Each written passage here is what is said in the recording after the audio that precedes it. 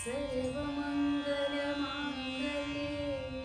शिवे सर्वार्थसाधिके शरण्ये त्र्यम्बके गौरी नारायणे नमोस्तुते। नमस्कार मंडळी, आज आपण पुन्हा एकदा भेटणार आहोत वैद्य प्रेरणा यांच्या बरोबर। मागच्या भागातील आमच्या व्हिडिओच्या ज्या प्रतिक्रिया आलेल्या आहेत त्यावरून आम्हाला आजच्या या व्हिडिओची प्रेरणा मिळालेली आहे की कोणत्या वेळी कुठले मंत्र म्हणावेत, आणि त्यासाठी आपण आज पुन्हा इथे जमलेलो आहोत। मी प्रेरणा तुझं पुन्हा एकदा स्वागत करते नादब्रह्मच्या यूट्यूब चॅनलवर। आज म्हणलं तर आहे श्रावणी शुक्रवार, आणि तुम्हा सर्वांना माहीतच आहे की आपण पूर्वापार आपल्या संस्कृतीमध्ये श्रावणी शुक्रवारी आपल्या मुलांना औक्षण करतो आणि ज्योतीची पूजा आपण श्रावण महिनाभर करत असतो। तर हाच धागा पकडून आज आपण इथे हा व्हिडिओ करणार आहोत की मंत्रोपचार आणि आयुर्वेदामधील दैव व्यापाश्रय चिकित्सा हे आपण मागच्या भागात बघितलं होतं। आणि मग जे मंत्र वेगवेगळे म्हणतो ते कोणत्या वेळी म्हणायचे असे आम्हाला बरेच प्रश्न आले, बरोबर आहे ना? त्यासाठी मग हा आजचा भाग आपण करत आहोत आणि त्यामध्ये तुमच्या ह्या बऱ्याचशा प्रश्नांना आपण उत्तर देणार आहोत।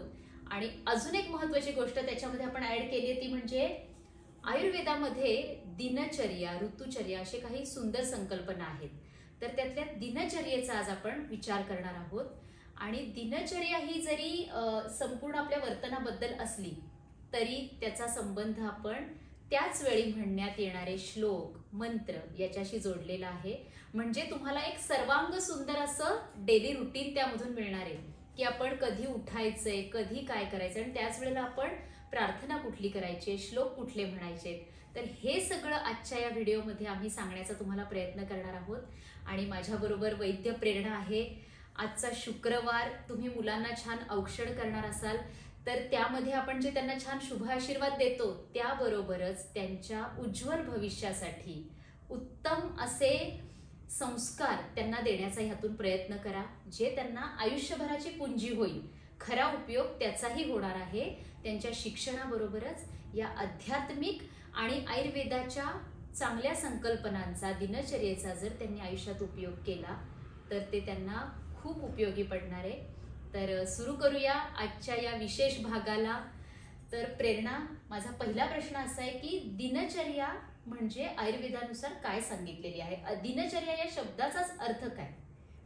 दिनचर्या म्हणजे डेली रुटीन जे आपण सकाळी उठल्यापासून रात्री झोपेपर्यंत फॉलो करतो। आयुर्वेदमध्ये दोन प्रकारच्या चर्या सांगितल्यात। एक दिनचर्या जे आपण सकाळी उठल्यापासून रात्रीपर्यंत करतो ती, आणि एक ऋतुचर्या म्हणून सांगितलंय। तर ते प्रत्येक ऋतूनुसार वेगळा वेगळा आहार असतो किंवा विहार असतो, तर तो ते प्रत्येक ऋतुचर्येमध्ये सांगितलेला आहे। बरं, आज आता आपण दिनचर्येविषयी बोलूया, कारण आपल्याला दरवेळी असे वेगवेगळे विषय मिळणारच आहेत। आणि दिनचर्या ही का आज आपण घेतलेली आहे तर मंत्रोपचार हा मागचा भाग झाला, आणि जे मंत्र म्हणायचे या दिनचर्येमध्येच कोणते मंत्र तुम्ही म्हणलेत तर त्याचा तुम्हाला फायदा होणार आहे। त्यामुळे आता आपण आज थोडंसं इंटरेस्टिंग पद्धतीने घेणार आहे, रॅपिड फायर जशी असते त्या पद्धतीने, की प्रेरणाने सांगायचंय की दिनचर्या कशी आहे।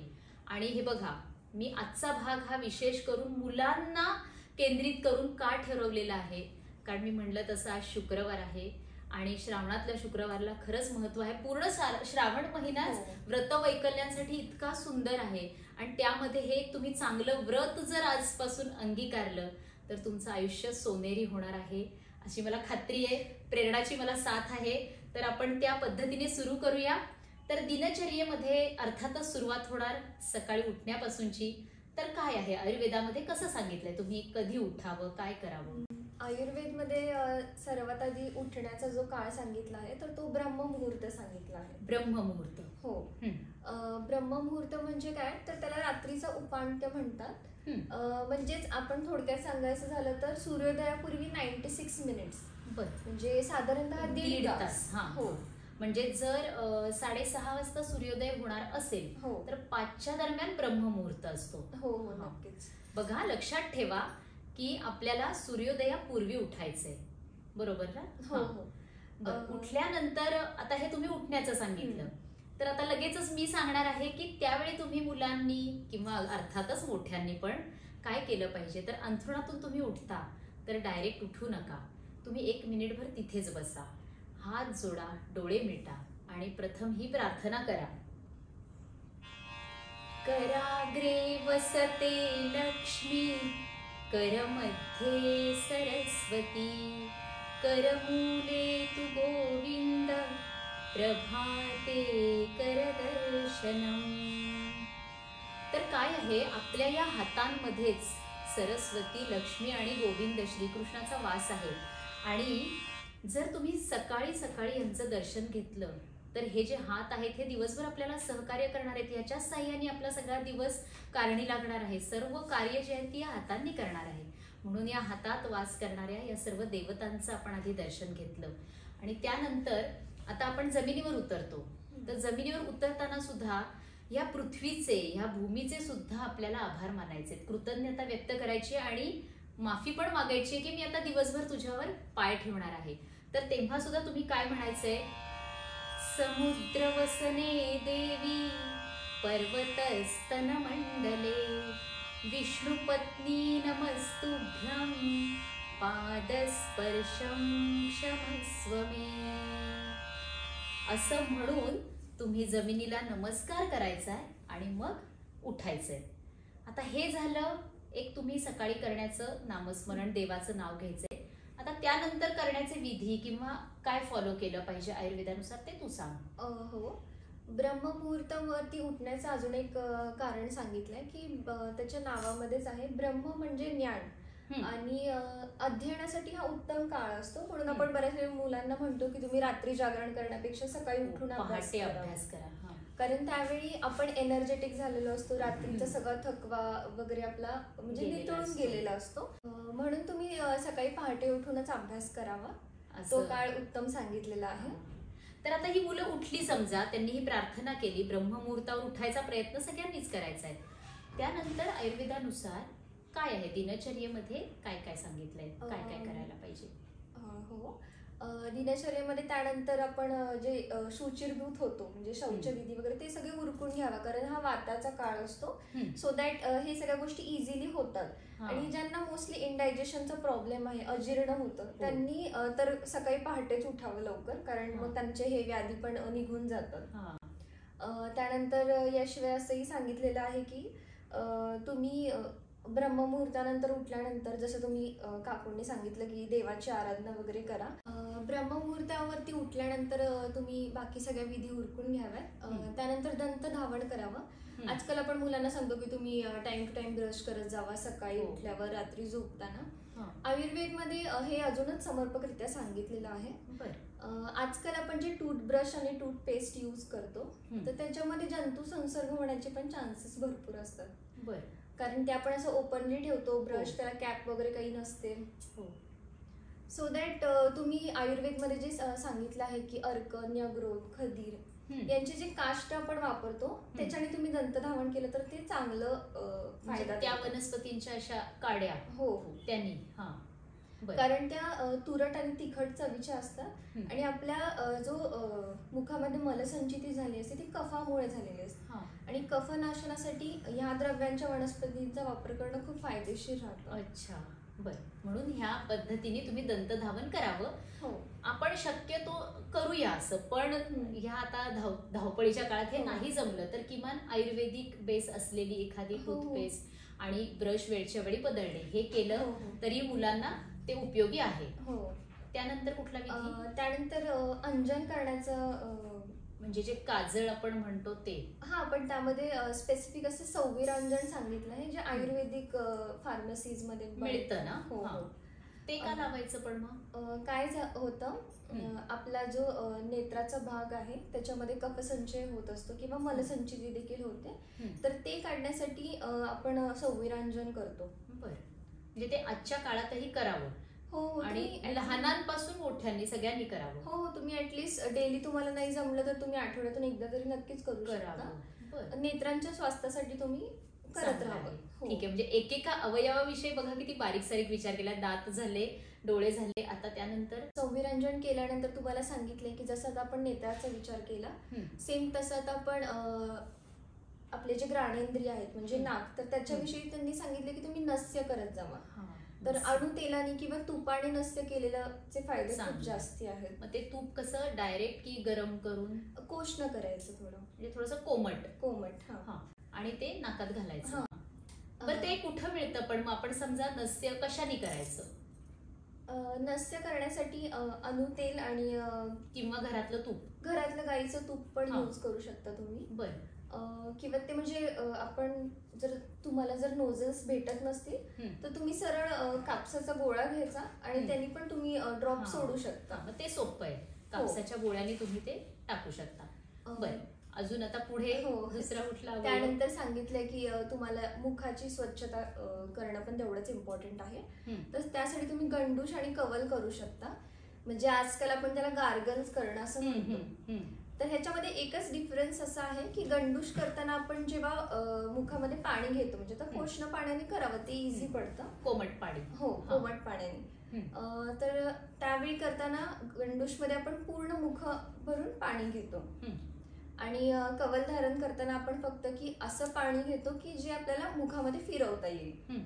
तर ते केल्याने तुमची मुखाची स्वच्छता देखील होते आणि चेहरा प्रसन्न होणं, तेज येणे यामध्ये देखील फायदेशीर आहे.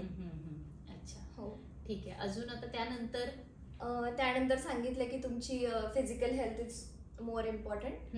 व्यायाम करावा. हो. ओके, मग व्यायाम आता हा तुमच्या म्हणजे कुठला करावा असं स्पेसिफिक नाहीये. तर आता त्याबद्दल मी सजेस्ट करीन की मुलांनी सर्वांग सुंदर असे सूर्यनमस्कार घालावेत, जे खूप उपयोगी आहेत. हो. सर्व शरीराला त्यांनी व्यायाम होतो आणि तुम्हाला म्हणजे काय म्हणतात की तेज आणि बुद्धी ही दोन्ही प्राप्त होण्यासाठी सूर्याची उपासना उपयुक्त आहे आणि त्यासाठी सूर्यनमस्कार घालावेत. तर सूर्यनमस्कार घालण्यापूर्वी तुम्ही मंत्र म्हणा. ध्येय सदा सवितृमंडल मध्यवर्ती नारायण सरसिजासन सन्निविष्टः केयूरवान मकर कुंडलवान किरीटी हारी हिरणमय वपुर्धृत शंख चक्रहा. हा म्हणायचा आहे. त्यानंतर हळूहळू तुम्ही 12 जी नावं आहेत सूर्याची ती पाठ करायची आहेत. ओम मित्राय नमः, सूर्याय नमः, रवये नमः, ही तुम्ही 12 क्रमाने नावं पाठ करा आणि तसे शास्त्रशुद्ध पद्धतीने शिकून घ्या. यावरही आपल्याला जमला तर आपण व्हिडिओ नंतर करूया, पण सध्या तुम्ही एखाद्या मार्गदर्शकाकडून माहिती घेऊन योग्य पद्धतीने सूर्यनमस्कार घाला, म्हणजे एक सर्वांग सुंदर तुमचा व्यायाम होईल. आणि सूर्यनमस्कार झाले की अजून एक श्लोक म्हणायचा आहे. आदित्यस्य नमस्कारान ये कुर्वन्ति दिने दिने आयु प्रज्ञा बलम वीर्यम तेजस तेषांच जायते. म्हणजे बघा तुम्हाला काय काय लाभ होणार आहेत. आयु प्रज्ञा बल वीर्य हे सगळं तुम्हाला लाभणार आहे ह्या सूर्यनमस्कारांमुळे. तर नक्की तुम्ही व्यायाम जो सजेस्ट केलेला आहे आयुर्वेदामध्ये दिनचर्येमध्ये तो घातल्यानंतर हा श्लोक म्हणा. आता व्यायाम झाला, व्यायामानंतर काय सांगितलेलं आहे? मला व्यायामामध्येच एक पॉइंट अजून मेन्शन करू वाटतोय. तर तो म्हणजे की हे तू लहान मुलांना सांगितलं, प्रौढांसाठी हे खूप फायदेशीर आहे. पण ज्यांना आजकाल खूपच ज्यांची लाईफस्टाईल खूप हेक्टिक आहे तर त्यांनी फास्ट वॉकिंग चंक्रमण हा पण एक चांगला व्यायाम प्रकार सांगितलेला आहे. व्यायामानंतर मर्दन करण्याचा विधी आहे, पण त्याच्यापूर्वी एक सांगायचं राहिलं माझं आणि ते खूप महत्वाचं आहे. ते म्हणजे अभ्यंग करणं, जे आपण दिवाळीत करतो. हो, म्हणजे तेल लावायचं, संपूर्ण अंगाला मालिश करायचं. मालिश करणं. अभ्यंगाचे फायदे पण खूप आहेत त्वचेसाठी वगैरे. आजकाल बऱ्याच लेडीज पार्लरमध्ये जाऊन मसाज करणं वगैरे ह्या सगळ्या गोष्टी करतात. पण आता थोडं आपण पुढे गेलो ना की ते मी डिटेलमध्ये एक्सप्लेन करते की कसं आपण आयुर्वेदामध्येच ते फॉलो करतो आपल्या डेली लाईफमध्ये. मर्दन करणं म्हणजे काय तर आपले अंगावयव जे असतात ते थोडं प्रेशर देऊन चोळणं वगैरे याला म्हणतात मर्दन करणं. हे सुद्धा रोज नाही शक्य झालं तर किमान रविवारी तरी केलं पाहिजे. जसं शक्य होईल तसं मध्ये आधी आपण केलं पाहिजे. मुलांना आपण करतो म्हणजे मग लहान बाळांना जे करतो त्यांना आपण मालिश करतो, त्यांना हे सगळं अंग त्यांचं मर्दन करून देतो. हे त्या बाळाला कसं छान वाटतं. तसंच थोडी जरी मोठी मुलं झाली असली तरी करावं, मोठ्या माणसांनीही आधे मध्ये करावं. हो ना? हो. मर्दनानंतर सांगितलं आहे उद्वर्तन करणं. तर उद्वर्तन करणं म्हणजे काय, तर त्याला उठणे लावणे आपण जे म्हणतो, हे पण आपण दिवाळीमध्ये करतो. अभ्यंग करणं, त्यानंतर उठणं लावणं, हे सगळं झाल्यानंतर जेव्हा आपण आंघोळीला जातो, हो, उठणं लावल्यानंतर आपण स्नानाचा विधी आयुर्वेदमध्ये सांगितलेला आहे. तर स्नानाने आपल्याला बल येतं, शिवाय आपला अग्नी प्रदीप्त होतो. त्यानंतर जे आपल्याला चेहऱ्याला तेज पाहिजे किंवा आपल्याला जे एनर्जेटिक पॉवर्स हवे असतात ते पण आपल्या स्नानविधीमधून मिळतं.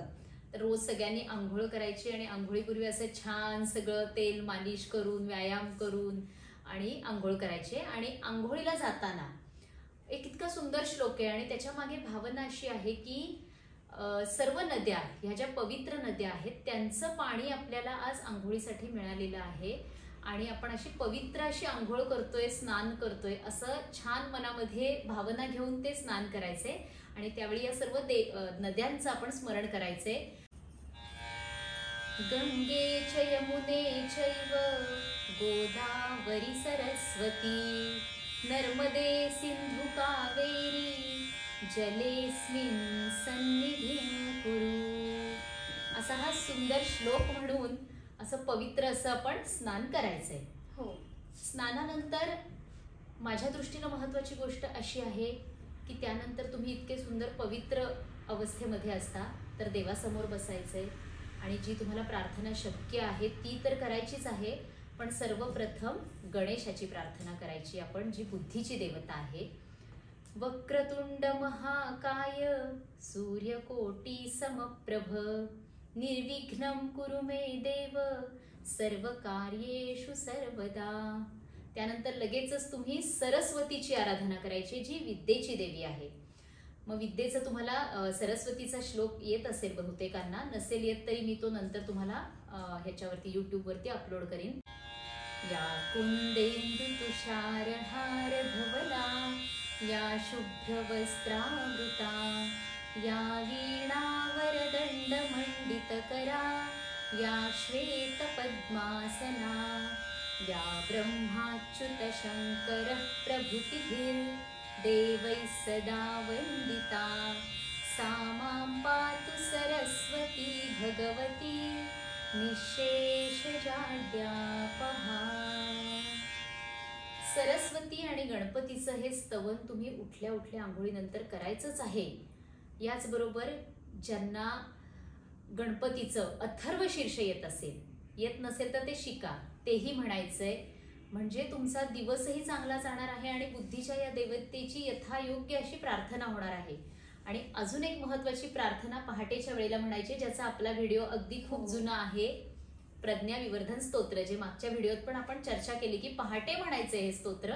मग आता आपण हे सगळं आयुर्वेदानुसार आज ऐकतोच आहोत की पहाटे आपण उठणार आहोत, स्नान झाल्यानंतर पवित्र अशा आपल्या या भावनेमध्ये आपण प्रज्ञा विवर्धन म्हणायचे. आज ते मी काही पूर्ण म्हणून दाखवत नाही, पण सुरुवात सांगते तुम्हाला.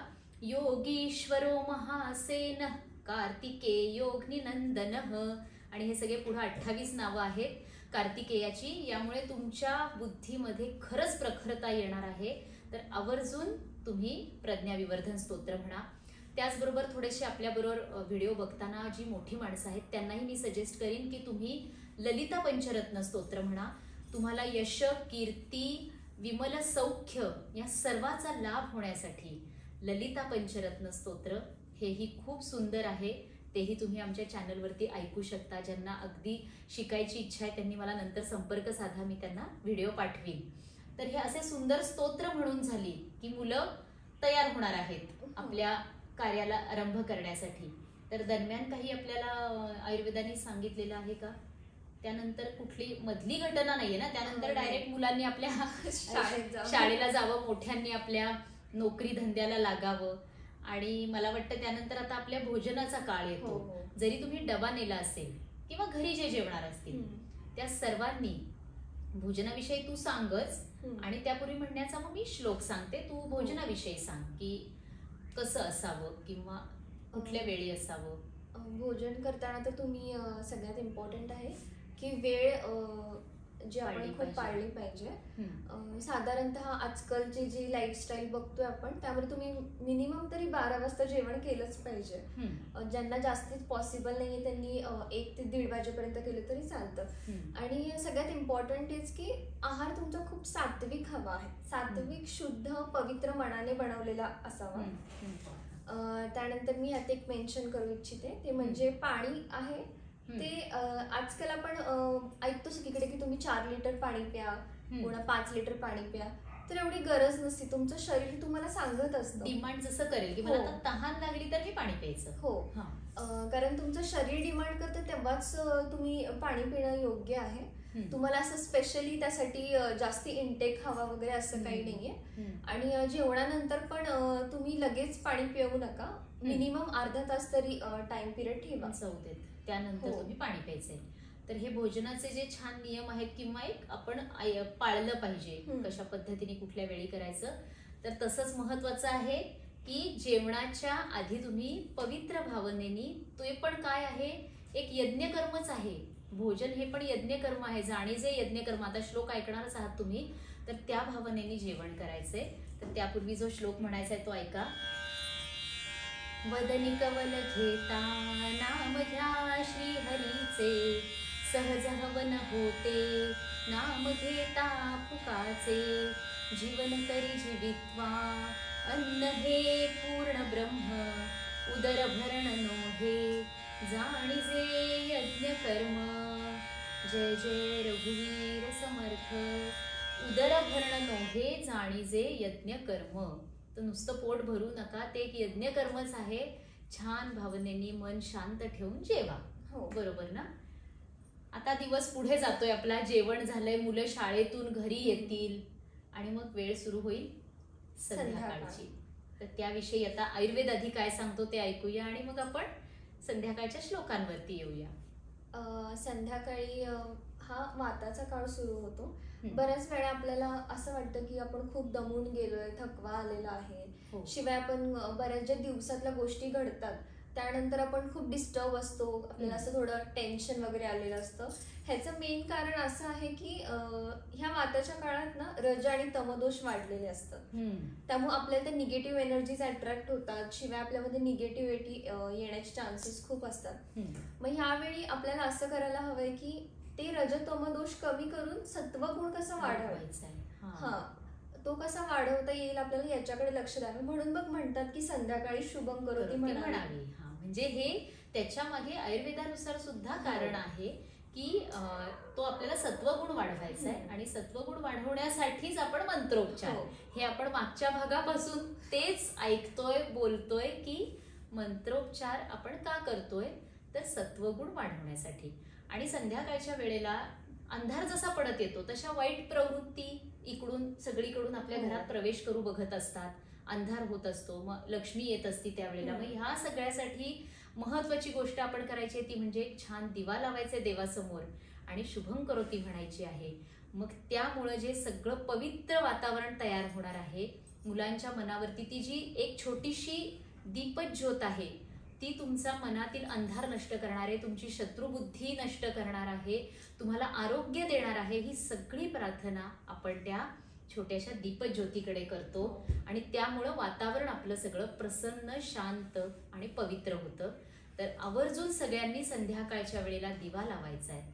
सगळ्यांनी घरातल्यांनी हात जोडून बसायचे त्यावेळेला, संध्याकाळच्या वेळेला, आणि शुभम करोती म्हणायचे. त्यातले अगदी पहिले 2 श्लोक आत्ता म्हणूया, बाकी सगळे तुम्हाला नंतर आम्ही आमच्या व्हिडिओमधून आधीच आपण रिलीज केलेले आहेत, ते तुम्ही बघू शकता.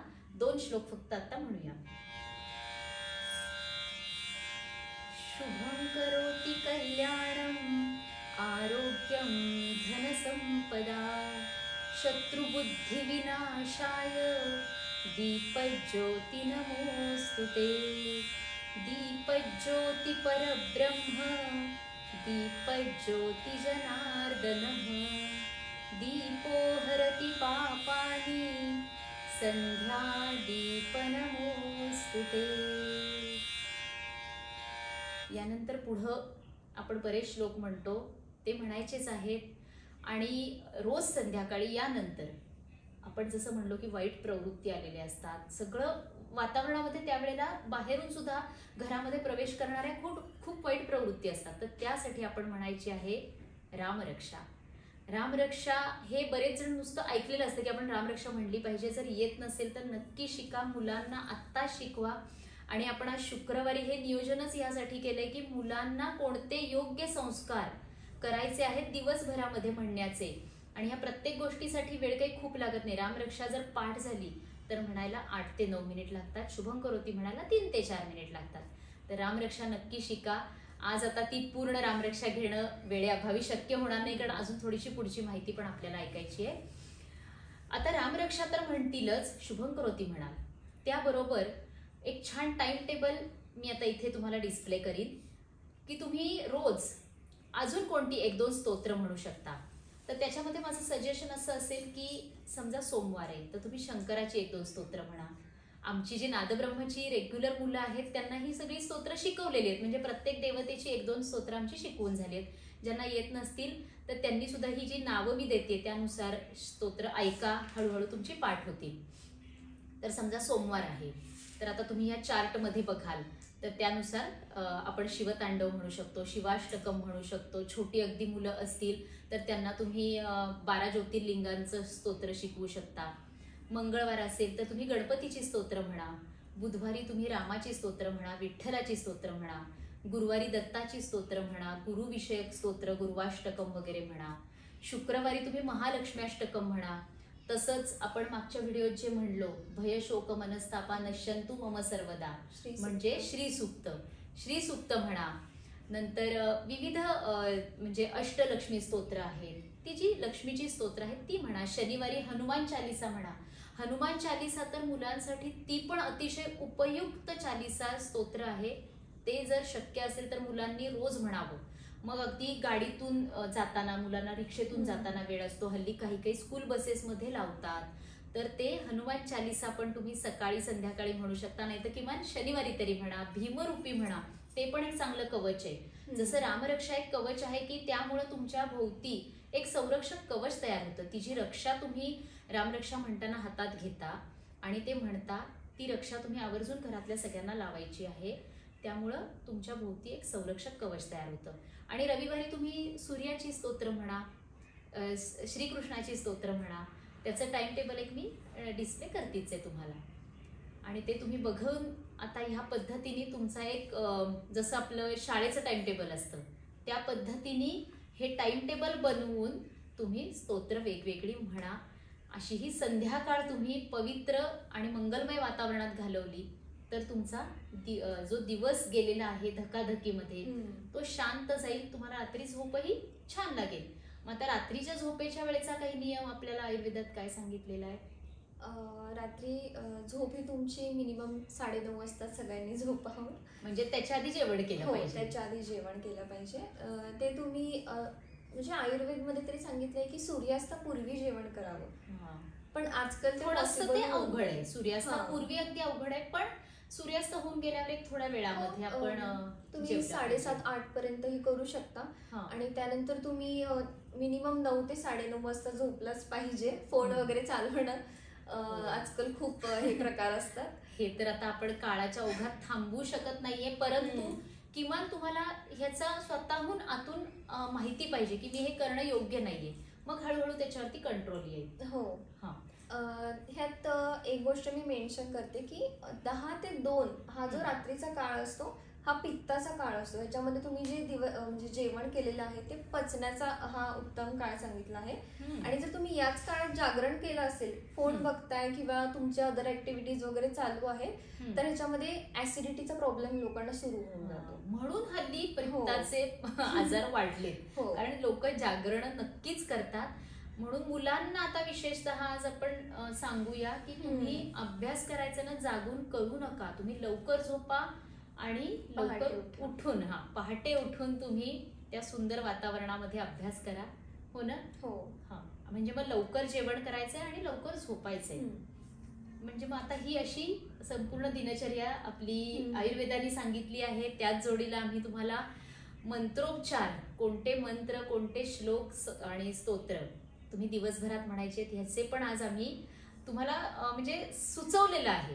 त्यामध्ये तुम्ही बदल करू शकता. तुम्हाला स्वतःला येत असतात काही काही छान मंत्र, तेही तुम्ही म्हणू शकता, पण ते आवर्जून म्हणा आणि अशी दिनचर्या फॉलो करा ज्यामुळे मुलांचं भविष्य खरंच उज्ज्वल होईल. एक मला विचारू वाटते काकू, हं. की बऱ्याच लोकांना ना रात्री लवकर झोप येत नाही, मग त्यावेळी असं काही मंत्र आपण नामस्मरण वगैरे करू शकतो का, की स्पेसिफिक असं काही दिलेलं आहे का? हा, मग आता आपला हा मुद्दा एक राहूनच गेला, आपण जो मागच्या वेळी विचारात घेतला होता मागच्या व्हिडिओमध्ये नामस्मरणाचा. हो. तर दिवसभरामध्ये एकतर सकाळी शक्य झालं तर तेव्हा नामस्मरण करायचंय. तुम्ही संध्याकाळच्या वेळेलाही करू शकता आणि नाही तर रात्री झोपताना तुम्ही शांत डोळे मिटून एका तरी देवतेचा नामजप किंवा तुमच्या इष्ट देवतेचा. हा, मग आता जसं मागच्या व्हिडिओच्या वेळेला तू गुरुदेव दत्त ह्या मंत्राविषयी सांगितलंस की त्याचा खूप उपयोग झाला एका पेशंटला. हो. तर त्या पद्धतीने तुम्ही हे सुद्धा एक रुटीन आहे, दिनचर्या जशी आहे तसंच आपण त्या त्या देवतेच्या वारानुसार त्यांचा आपण मंत्र म्हणजे नामजप म्हणू शकतो आणि त्यानंतर तुम्हाला खूप सुंदर अशी शांत अशी झोप लागू शकते आणि मनामध्ये जे वाईट विचार येत असतात ते जाऊन तुम्ही ह्या विचारांमध्ये तुम्हाला चांगली झोप लागेल. तर या नोटवरतीच आपण आज थांबूया. तुम्हाला बहुधा तरी सर्वांना याचा आज उपयोग होईल. आजच्या शुक्रवारची ही आमच्याकडून भेट आहे, तुम्ही तुमच्या मुलांना ही भेट म्हणूनच द्या. औक्षण जेव्हा करणार आहात आज संध्याकाळी तुम्ही मुलांना, तेव्हा आवर्जून हा व्हिडिओ दाखवा, त्यांना सांगा की आपल्या भारतीय परंपरेमध्ये इतके छान मार्ग सांगितलेले आहेत, इतकी छान दिनचर्या सांगितली आहे, ती जर तुम्ही फॉलो केलीत तर तुमचं आयुष्य मोठेपणी आणि मग कसं होतं लहानपणी सवय चांगली लागते, पुढे मग ती तुम्हाला सवय नाही लावायला लागते, ते तुमच्या अंगवळणी पडतं, मग तुमचं शरीरच आपोआप त्यानुसार वागायला लागतं. ते म्हणतात ना, prevention is better than cure. हो, तसंच आहे हे, की मग तुम्ही नंतर आजारी पडल्यावर आपलं लक्ष लागणं म्हणजे आपलं मन विचलित झाल्यानंतर ह्या गोष्टी करण्यापेक्षा किंवा अभ्यासात मागं पडल्यावर ह्या गोष्टी करण्यापेक्षा तुम्ही हा दिनक्रमच जर तुम्ही अनुसरलात तर बघा तुमच्यावर किती छान परिणाम होणार आहे. तर प्रेरणा, आयुर्वेदानुसारची छान दिनचर्या सांगितलीस, त्यामुळे आपल्याला हा एक वेगळ्या पद्धतीच्या सर्वांना एक विचार मांडता आला आज, हो की नाही? त्याबद्दल तुझे पुन्हा एकदा आभार. आणि आजच्या या शुक्रवारचा दिवस छान पार पडलेला आहे. पुन्हा पुन्हा असे भेटत राहूया. धन्यवाद.